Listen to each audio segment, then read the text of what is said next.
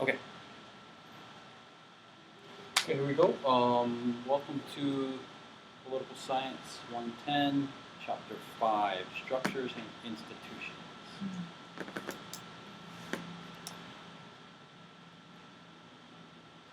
Okay, just a brief description of what is the difference between structures and institutions. Structures are the functions that a government needs to do. So, for example, tax collection and law. There's a quote from Van Bell: structures simultaneously determine and enable and limit what can be done. So they put constraints on the ability of governments to take certain courses of action. So try to keep this in mind, tax collection and law, because the institutions are the apparatus to carry out those functions. So for taxes, we have the IRS, everybody's favorite institution, the IRS, Internal Revenue Service. And for law, we have the judicial branch, so all the courts, from the low level, petty claims court all the way up to the Supreme Court. And then even, international courts are a different matter. But you can see the difference there. One of the founding fathers who created some of these distinctions was James Madison, one of the fathers of the Constitution. His ideas not only became a major part of the American Constitution, but of many constitutions around the world. Most people don't realize that the American Constitution is the first actual modern constitution. There was the Magna Carta, but the constitutions that we have today around the world, the first one was the U.S. Constitution in 1789. I'm going to be bringing in some examples of Hawaii, like the Hawaiian Kingdom in particular, because we're taking this course in Hawaii. It doesn't always make sense to compare with the state of Hawaii because we're talking about two different levels. But the Kingdom of Hawaii is was a national government. When you think about it, 1789 is the first constitution. The first Hawaiian constitution is 1840. So it's fairly early on in the development of constitutions. Because constitutions are still being written today. So a lot of those things go back to James Madison. And Madison had two major contributions to this idea, and that was separation of powers. The idea that power should not be concentrated in one branch. So this is to move away from absolute monarchy, totalitarianism, and then checks and balance. So he not only separated power, but thought of ways to allow the powers to keep each other in check. So some questions to think about as we go through this is the U.S. government moving away from the original ideas of limited government. Some people would say with this law in 2011, we had the National Defense Authorization Act, NDAA, which allowed for indefinite detention without trial. And so some people arguing it's kind of undermining the Constitution. There's also an executive order on national resources where the president gave himself the power to commandeer all natural resources by way of property, waterways, bridges, all these kinds of things in the case of an emergency. And the problem with that is there's always two questions here. Can the president do it? And then will they do it? So the issue here is, so Obama creates this law, but he's also giving that power to his successors, to the next president, to Republican presidents, who may be more likely to actually act on that power. Obama signed this law, the NDAA, with great reservations, or so he said. So I think he's aware of the fact that he's empowering future presidents and maybe in an alarming way. Just a word on separation of powers. This is pretty basic U.S. civics. You have a better image of this, but most people know there's the three branches: the judiciary, the executive, and the legislative. I'll write that in there.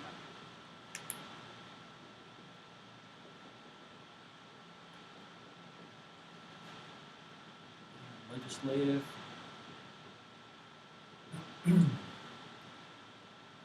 And they each have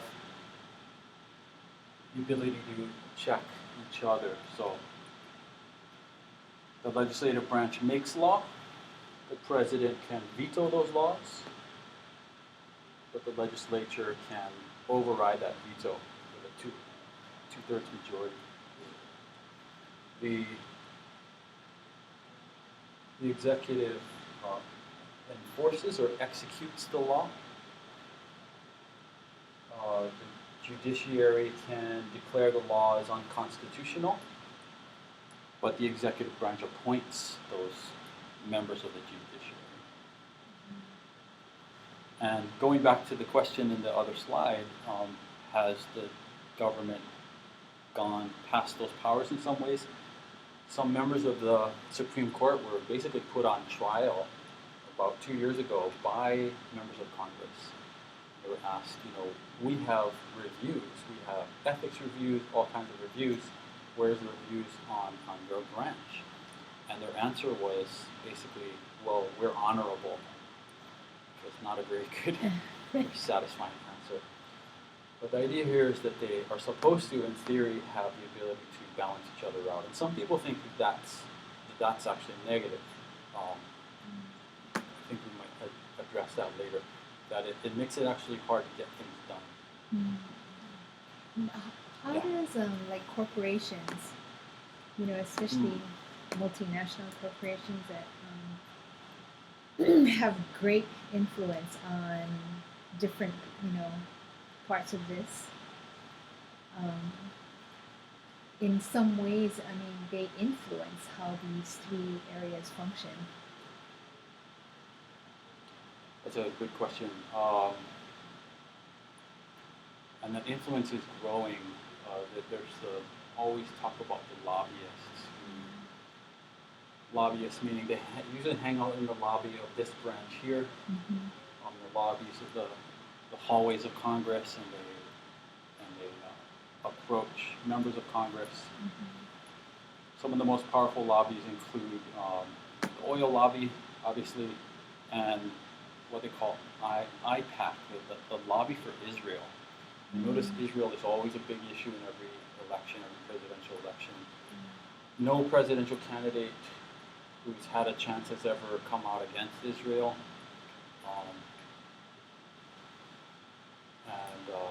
And there are many industries like that. So a lot of that influence is kind of unofficial. So one big issue that happened maybe 2012 was Citizens United.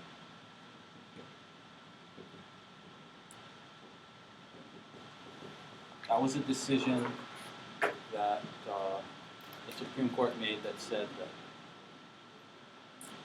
for the purposes of campaign contributions, corporations are people who have free speech, and the ability to contribute to a campaign is seen as a form of speech, to make your opinion, to express your opinion. So Mitt Romney, this was happening during the election between Romney and Obama, or right before that. And there was a kind of famous statement of Romney that was captured on video where a woman approached him and said, "What about Citizens United? They're treating corporations like people." And he said, "Corporations are people, my friend." So what this meant was with this mechanisms of super PACs, super political action committees, they're able to funnel contributions from individuals with virtually unlimited It used to be about $4,000 was the limit of what you could give to a candidate.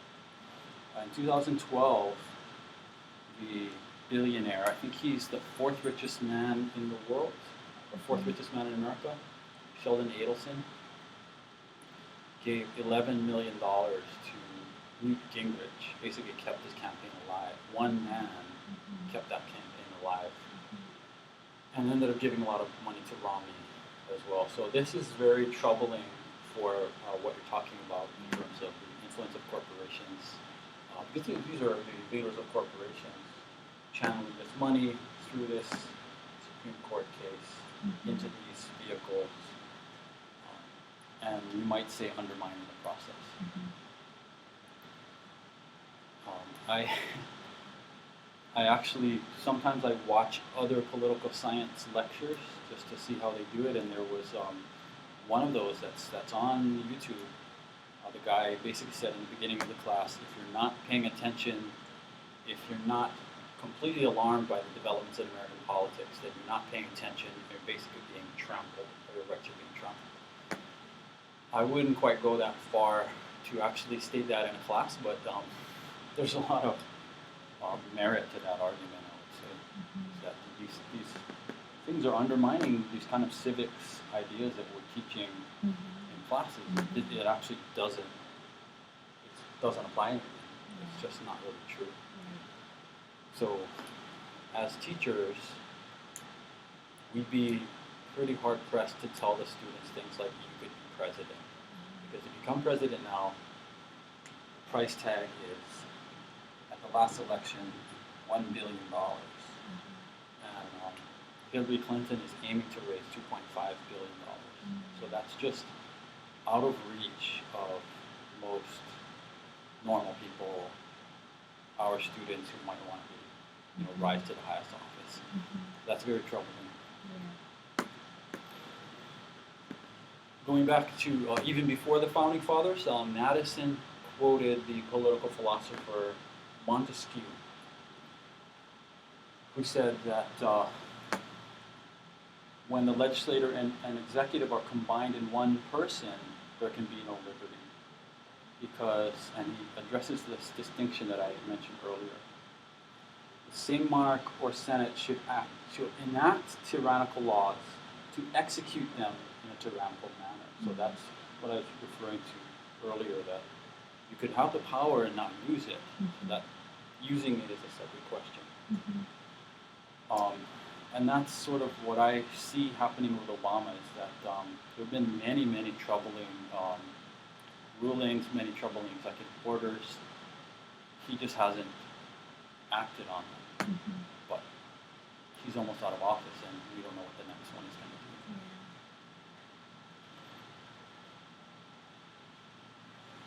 So a lot of, when you talk about government, a lot of it is actually a theoretical discussion about human nature.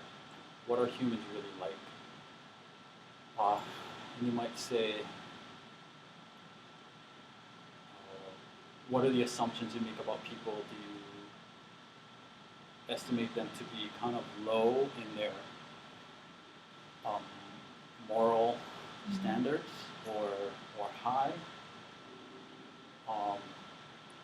I was referring to this earlier. The United States government emphasizes stability. They have a lot of checks and balances, which makes it hard to change, and that assumes a low moral standard of the average person. It assumes that most change will be bad. And Madison talks about that. He says that most people act out of self-interest that has nothing to do with the common interest.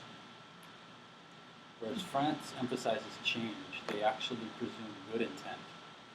And that's sort of, in a way, that connects back to the revolutions, the American Revolution and the French Revolution, where some people argue that the French Revolution was an actual revolution, whereas the United States Revolution was really not. And what they mean by that is that when you look at who was in power before each revolution, before the American Revolution, the wealthy colonists were in power, and after the revolution they were still in power. there was massive concentrations of wealth. There were individuals who owned like a sixth of the state of New York before and after the revolution. So it wasn't a revolution in the sense of the meaning of the word to revolve. Right? If revolution means to revolve, then what a revolution should result in is that those on the top end up at the bottom, and those on the bottom end up on the top. And so that is what happened in France. That's not what happened in the United States. So the French Revolution is often criticized for excesses and too many beheadings and all of that, rightly so. But you can't argue that it was a true revolution, and that people on the bottom, what they call the sans-culottes, the ones who didn't wear knee breeches, right? Their pants went all the way down. It was a class distinction to wear pants that ended at the knee with the stockings, right? It was sort of a class fashion statement. We're the ones with regular trousers all the way down, without culottes. And they ended up on the top. They ended up being in the citizens' juries and citizens' courts. And it was so revolutionary. They had their own calendar. They wanted to overthrow all the vestiges of ancient privilege.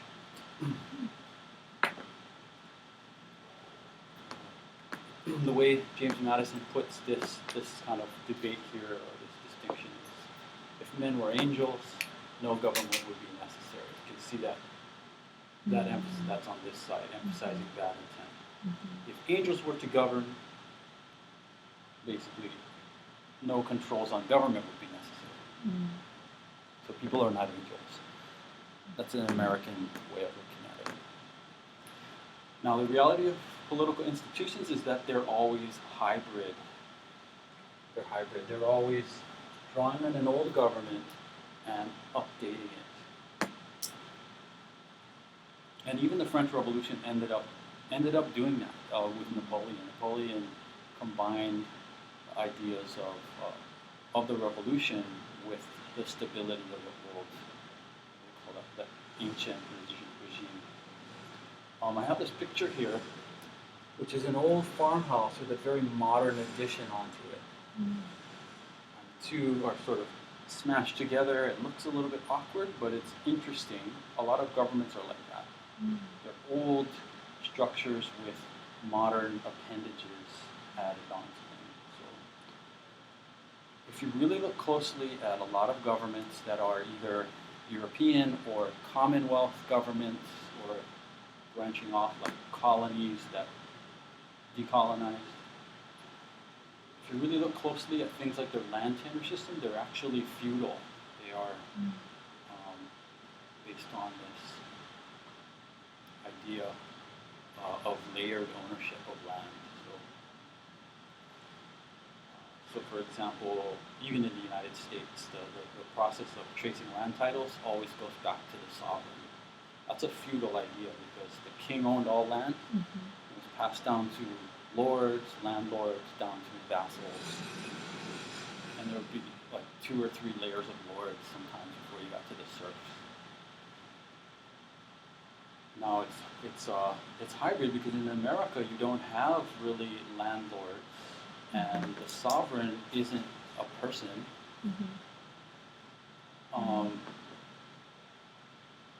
And yet the process of tracing real estate still goes back to the sovereign. It's a vestige of the idea that the sovereign, as a person, the king, owned everything. And that's why when missionaries came to Hawaii, they said that Hawaii's land tenure system was feudal. They didn't say it was like feudalism. They just said it was straight up feudal because the king controlled all land and passed it down to chiefs, who passed it down to makana. Okay, so we see an example of this. This is not land, but the way that the government of the United Kingdom is now. The people take a vote, and they vote for the party that's going to be in power labor or national usually, and whoever's the most prominent member of that party is the prime minister. So that person is elected, but then they have to go and ceremonially be appointed by the queen, even though the queen had nothing to do with their being selected. There's a great video about this. It's like a TV film about Tony Blair, who was about 2 or 3 prime ministers ago, and he was one of the longer serving ones, 10 years. This is the Clinton era time. The two of them were very close allies. So he gets elected and he goes to the queen and he walks up to her and he's standing there and she sort of clears her throat like, and she looks down like this, and then he realizes he has to kneel, and then she sort of like takes the sword and goes like this, and I appoint you prime minister, when really she has nothing to do with it. It's just a ceremony which is a vestige of this old system being glommed onto the new system. So a lot of people don't realize that the word state,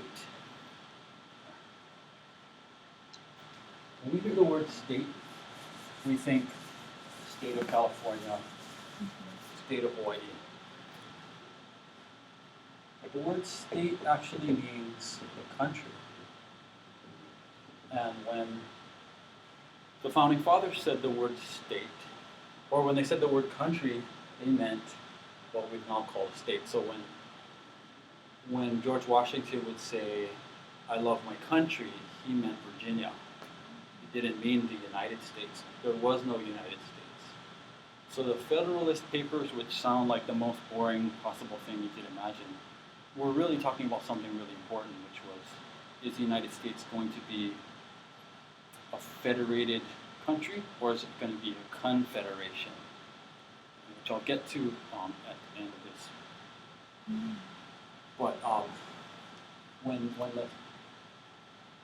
the United States won the Revolutionary War, this was 1783.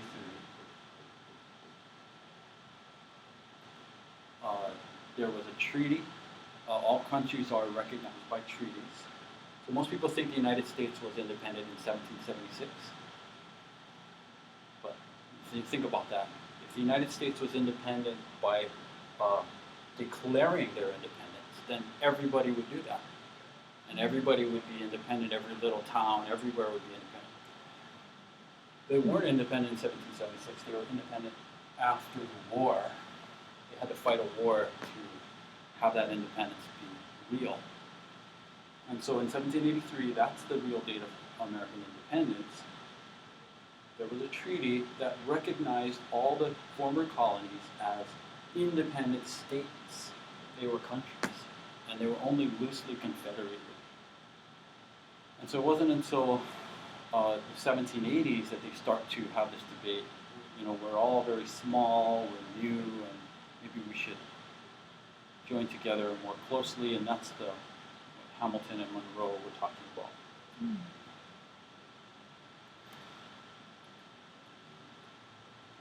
And so they were thinking about, what about if states start to go to war with each other? And then that's like divide and conquer. England could come back in, Britain could come back in and take over, start conquering the states one by one again.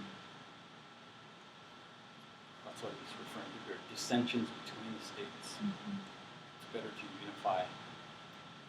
And this is going a little bit off, but it released the Hawaii in a way, because it's from this time that the United States decided that they were going to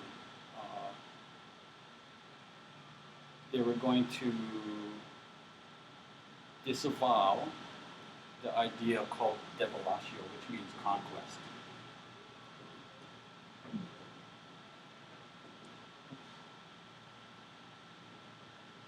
He said, in North America, you can't take territory by sheer conquest, because they were worried that they were going to be conquered again, reconquered by Britain. And that's important for Hawaii because where was the conquest, right? That's a separate issue, but interesting. It goes back to this time when they were having dissension and worried about being reconquered. So there's a quote I was referring to earlier. Has it not been found that momentary passions and immediate interests have a more active and imperious control over human conduct than considerations of policy, utility, or justice? Again, annexation of Hawaii, it was the same thing. They said, okay, we can't get a treaty, but we need Hawaii as a holding station in the Spanish-American War. So just take it because it's in our immediate interest, even though it's not a matter of U.S. policy to just conquer lands, and it's certainly not in the interest of justice. And American senators were saying that at the time. Okay, so there's a divide and conquer that they were worried about. Mm-hmm.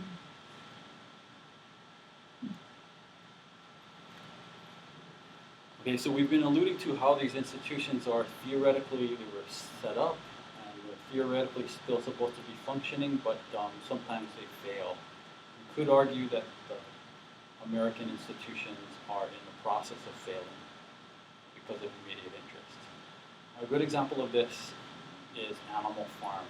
This would be on the other side, meaning the communist side, because that was a system that seemed to fail almost immediately. With the idea of equality for all, there was almost immediately some who were more equal than others, and this film points this out. Animal Farm, I have a clip from that. It's a really short clip.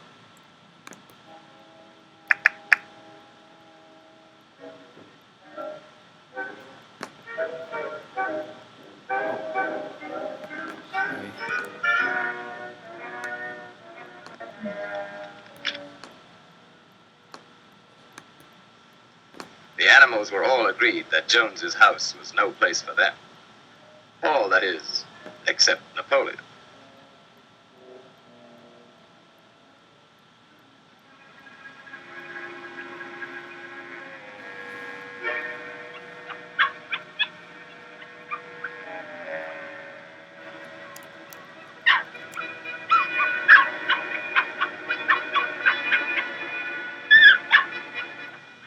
Meantime, Snowball led the other animals in organizing a new society, which they now named Animal Farm.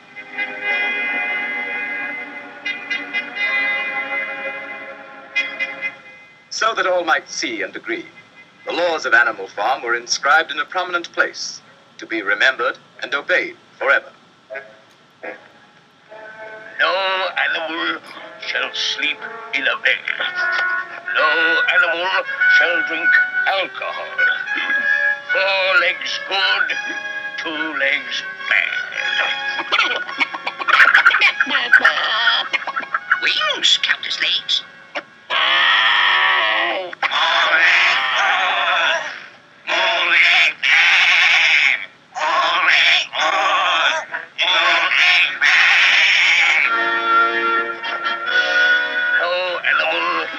Shall kill another animal.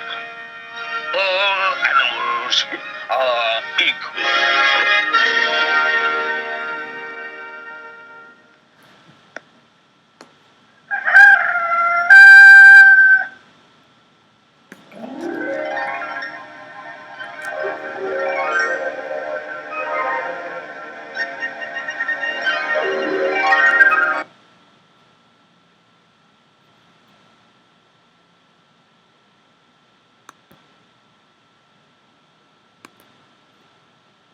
Okay.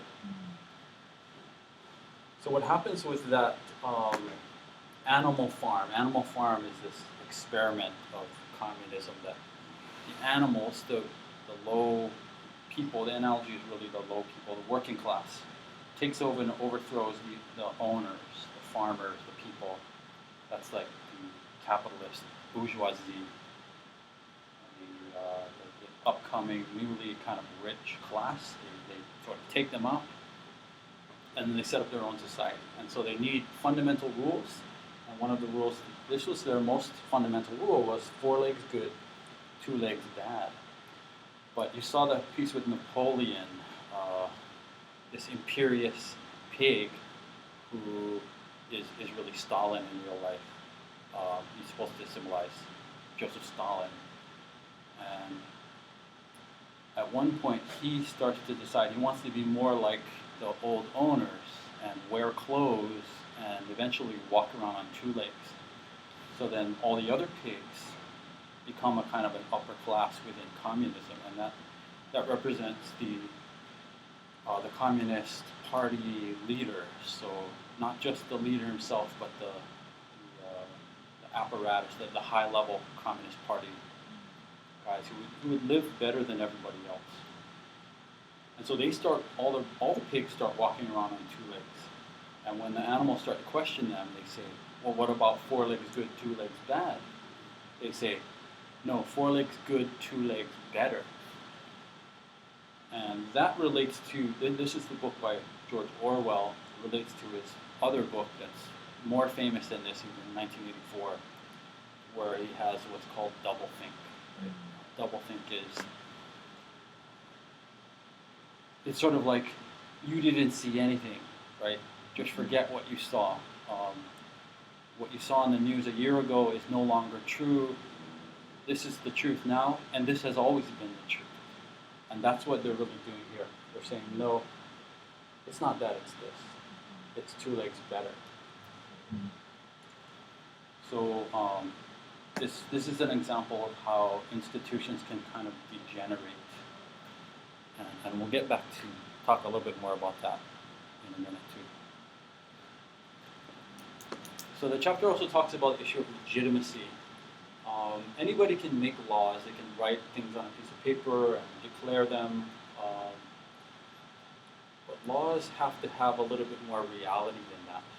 So sometimes the Supreme Court will take cases just to give legitimacy to laws, or some laws that seem problematic. Like Citizens United, which I mentioned before, that's already gone up to the Supreme Court. Supreme Court upheld Citizens United. So they've legitimized the idea that corporations are people, which is, I think a lot of people would say, makes it extra troubling. And in the same way, the Queen legitimizes Parliament in the United Kingdom.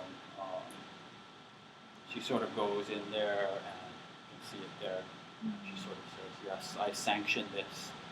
So it's a way of like old power sanctioning new power. Or in this case, one branch sanctioning the laws made by another branch. So what I referred to earlier, there's a section in the chapter called Sim Government. And what I was talking about earlier was how governments degenerate. So this is something a lot of people don't realize, is that Plato was against democracy. For one thing, democracy killed Socrates in a sense, but this is kind of amazingly not very well known. I think in serious academics who study these things, they know this, but most people think of the Greeks, Greek philosophers, as supporting democracy, but they really didn't. They distinguish between, of course, there's the rule by one, rule by a few, and rule by the many. And Plato had a form that was he saw as positive, and then a form of rule on every level as negative. So he even saw that there was a positive form of rule by one. Monarchy was so mono, one. Archy, anything with archy, like anarchy, right, is government. Anarchy being no government. Monarchy, one, government by one. So he saw monarchy as positive, whereas dictatorship was negative. Rule by the few, rule by a few small group of elites. Aristocracy, we usually think of that as negative. He saw that as positive, but he saw oligarchy as negative, and oligarchy is rule by the rich. And then rule by the many, he saw democracy as a negative form of rule by the many. And the positive form of rule by the many he called polity. And that word polity is the root word of politics, and it refers to the body politic, the political group.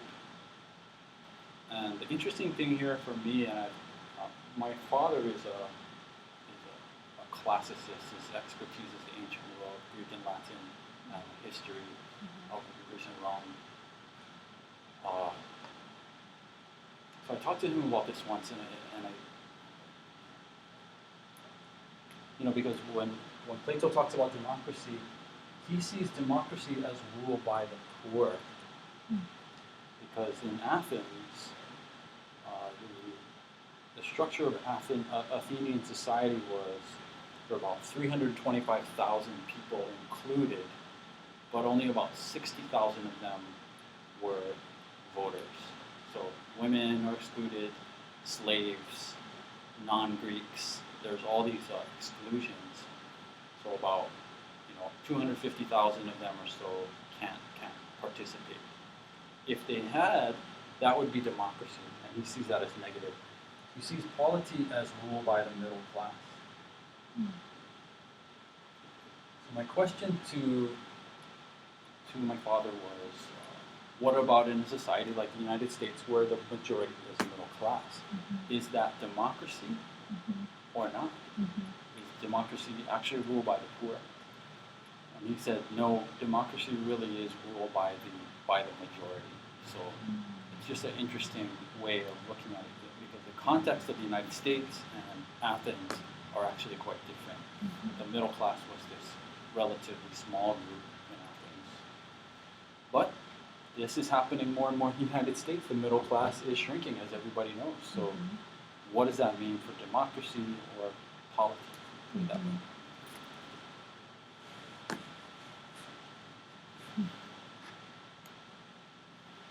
I referred to this earlier, that the United States was originally a confederal system. Nowadays, those are only used in international context. The European Union, the United Nations, are confederal systems. And those are not really systems in the sense of the others, because these are within a country. So a unitary system is one in which the national laws are applied to all. It's equal but doesn't recognize regional variation. So I'll talk about the next one to contrast with this. In a federal system, you have federated states. So United States, that's a federated system. When we say state of Hawaii, it doesn't mean state like this, state as a country. It means a federated state. Federated States of Micronesia, people have heard of that. That's a country where certain island groups are considered to be states, and the larger government system is a federated state. It is a country with the federated states inside of it. It's unequal, but recognizes diversity. So that's true of the United States, right? We have Hawaii with 2 representatives, and California with 54 representatives. It recognizes the diversity of size, it recognizes the diversity of political opinion. We have some states that are kind of unbelievably conservative. Probably can figure out which ones I mean. And some that are, Bible Belt, right? The Bible Belt. And then some that are kind of unbelievably liberal, like Vermont, who sends to Congress every year a socialist, Bernie Sanders, who's running for president now. And so you have these systems, and a related thing is the idea of the legislative branch. And something like this would be New Zealand, which has a one house parliament, right? Whereas United States, you have a House and a Senate.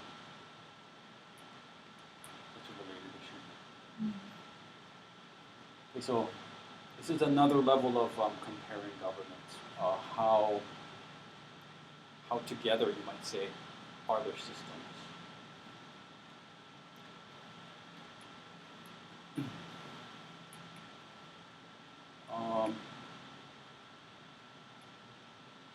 So another issue is how much of a division of power is there when you build these institutions. If you have a unitary system, there's really no division of power. With 3 branches, it becomes hard to get anything done. I think one of Obama's legacies will be, not able to, his inability to get past the Republicans in Congress. George Bush had 8 years, 6 years with his party in power, and 2 years with Democrats in power. Obama had the reverse, right? He had 2 years with his party in power, and then 4 years with his party controlling one house but not the other, and then 2 years with the other party completely in power. So that's an example of where 3 branches can stifle change, which could be good or bad. To summarize, structures are what the government needs to do, and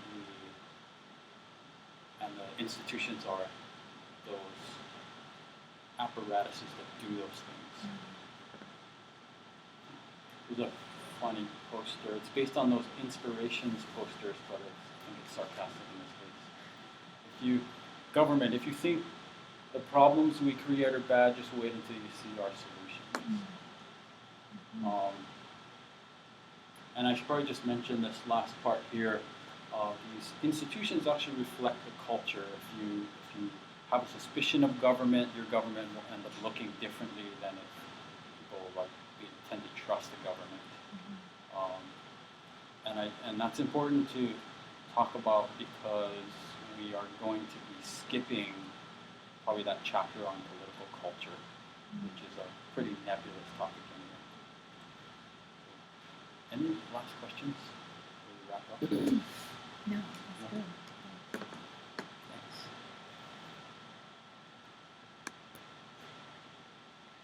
Is there